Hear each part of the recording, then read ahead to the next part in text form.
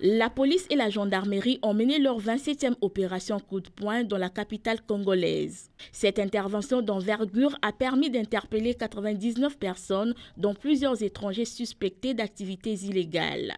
Dans l'arrondissement 7 à Mfilou, les forces de l'ordre ont dû intervenir pour maîtriser des élèves du lycée de la Réconciliation qui semaient les désordres.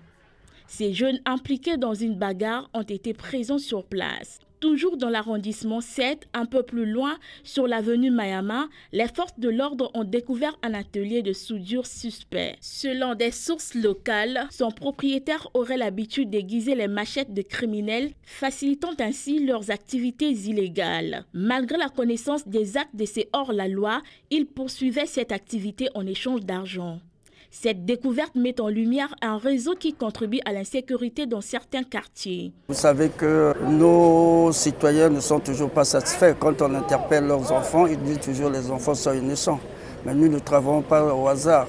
Ça veut dire que ce sont déjà des objectifs ciblés et nous savons qui il faut interpeller. Donc les gens interpellés ne sont pas des innocents. Ce sont des gens qui sont compromis dans le grand banditisme et dans la consommation de produits pharmaceutiques prohibés.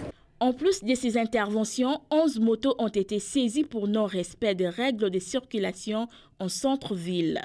Le colonel-major Louis Londongoyo pour la police et le colonel-major Gildas Olangue pour la gendarmerie ont supervisé l'opération, réaffirmant leur engagement à assurer la sécurité et lutter contre la délinquance. Cette 27e opération coup de poing illustre une fois de plus la volonté des autorités d'endiguer la criminalité et de renforcer la sécurité des citoyens. Elles appellent la population à collaborer avec les forces de l'ordre pour maintenir un environnement sûr.